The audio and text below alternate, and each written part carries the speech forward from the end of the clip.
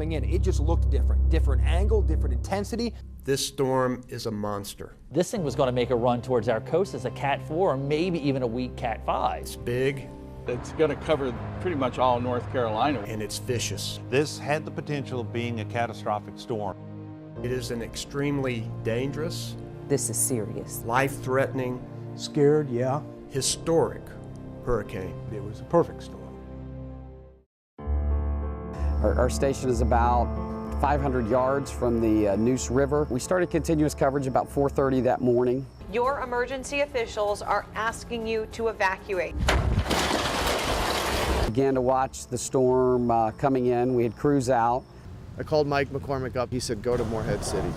When I got down there, I saw sailboats that kind of broke free. I remember jumping out, shooting this aluminum siding, just blowing down the street. And I went out to meet with one of the field crews that were out, and it seemed to be coming up a little bit quicker than what we were expecting. Ariel, show us what you're seeing right now. It's been non-stop. I'm gonna get the mic out of the way. Just a ton of rain right here. It's an eerie feeling when you're driving on the road and you're the only person out there listening to these tornado warnings. Hazard, tornado. Source, radar indicated rotation.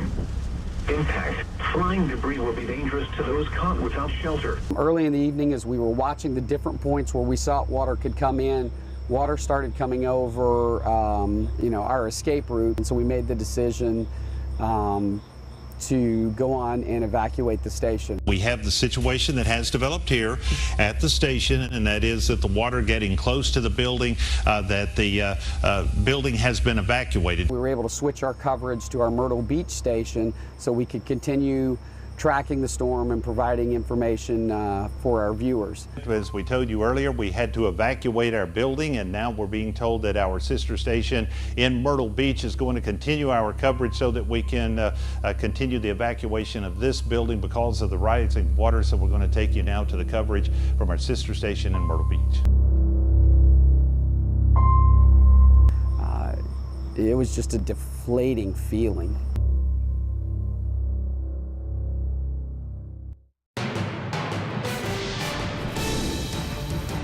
It was those persistent northeast winds that continued to pile up water in so many places. In fact, Florence was like a bulldozer, but this time instead of pushing dirt, she was pushing water. We've been on the air for our sister station in New Bern, WCTI, because the crews were forced to evacuate their own building overnight. We are going to still continue to cover this storm. Again, this is going to go down as a historic storm for us here in eastern North Carolina. Hey guys, now that it's morning, we're starting to see a little more of the flooding and the damage of what's going on. In downtown, there's like this little circle.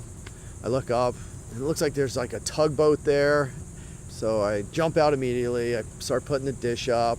The deck at Persimmon's restaurant usually busy with activity, but today not the kind of activity you'd want to see. Before the storm, we positioned a satellite truck at our transmitter. We were feeding that up to satellite and down, and we were able to get an engineer out to the transmitter who turned the truck on, and boom, all of a sudden we were on the air. And someone came up to me and said, "Hey, that's Lieutenant Governor Forrest." I told him what had happened to the station and that we needed to get some information out to people. What's the biggest thing you want people to know?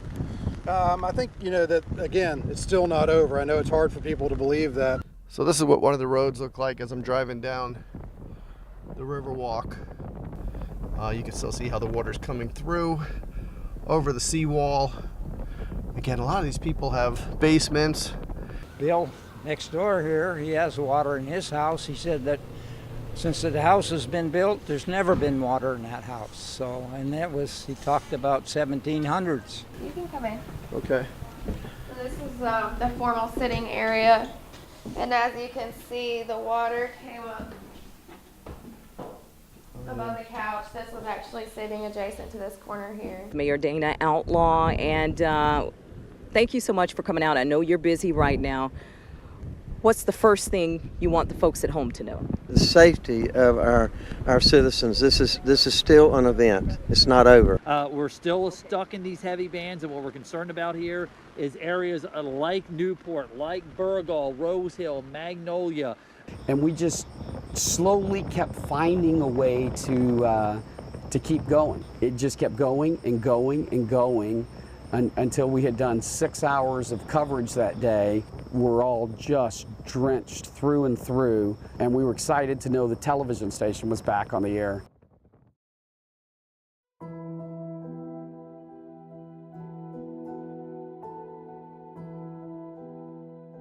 And what a gut punch when you walked in the station and you saw the water, you saw the mud on the ground.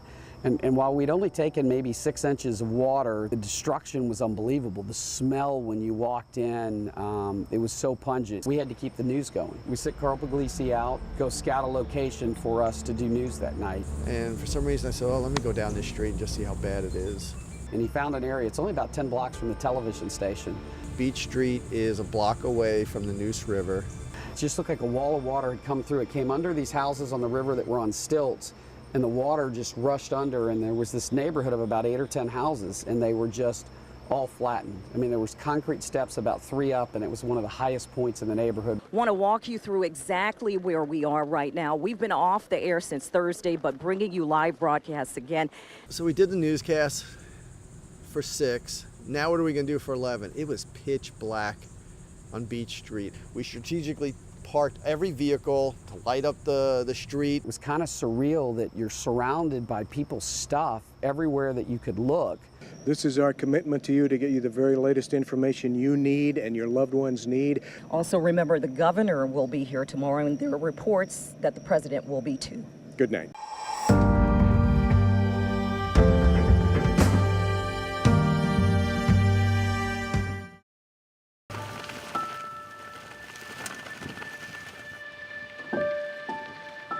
We found restaurants flooded, houses damaged. We heard a loud thud and looked out, and the chimney had fallen off the side of the house. People's roofs peeled off.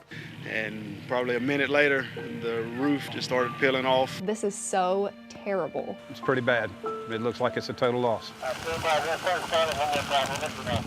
People started kind of emerging from their houses. The concrete got lifted up out of the ground. I knew it was going to be bad. Pictures don't tell you the whole story until you see it, and you think this is where you were hoping to retire.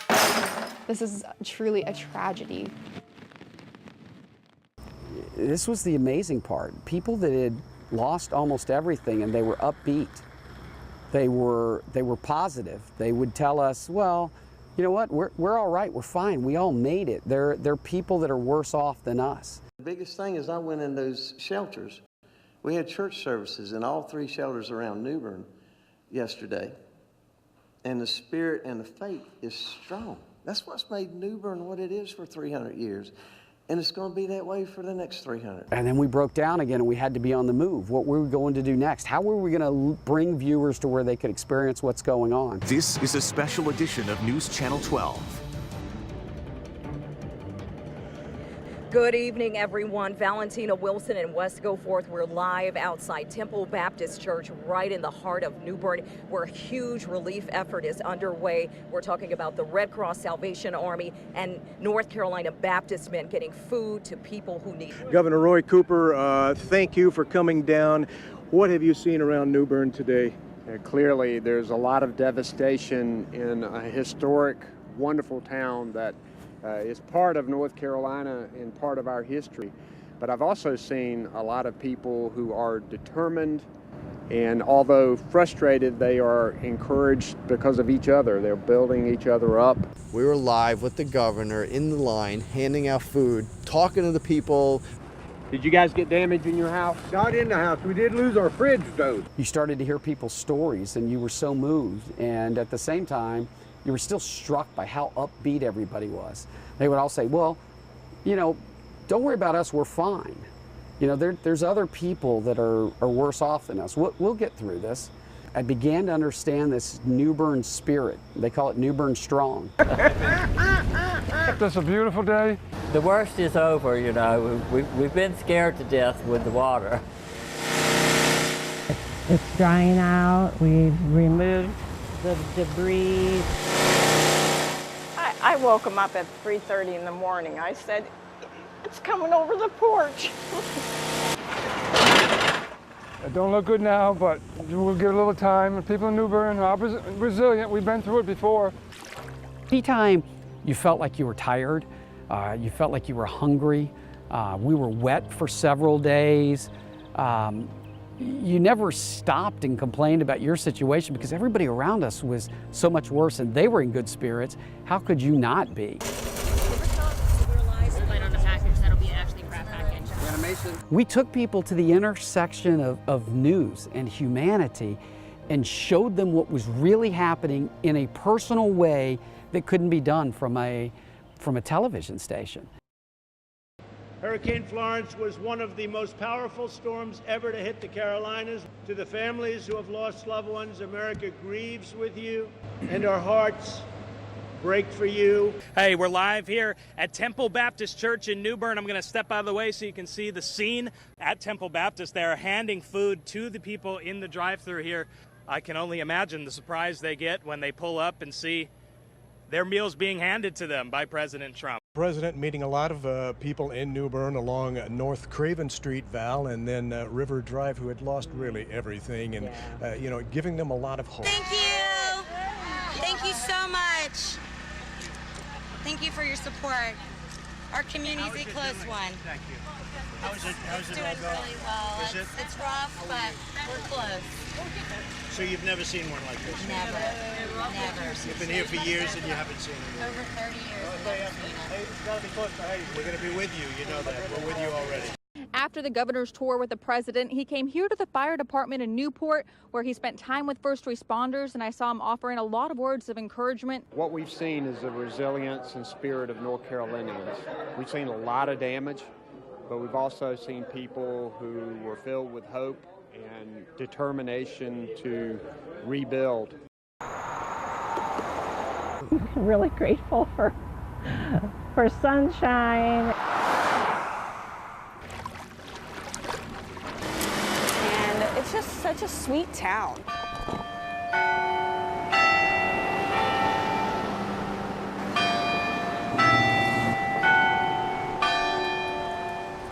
Couldn't imagine living anywhere else. Nope. We're handing out homemade cookies to bring happiness back to New Bern. Just trying to brighten people's days and just get through this hard time, really. Here's cookies for all of you guys. For all of you guys. Thank you so much for everything. Yeah, thank you. We can't cut down trees and we're not electricians or anything, but we can bake and cook. So. Would you like some cookies? Of course. New Bern, here. You're just doing this to make us happy. We're That's trying. exactly it. Just something sweet to brighten your day. We'll get it back. Right. We'll get all this trash out, and then the grass will grow again. When people get back down here, we'll get this cleaned up. Hey, we survived. We survived, yes. We call us the Wade House survivors. Yeah, I guess we'll have to come back tomorrow, bake some more. Yep. It'll get better. It'll get better.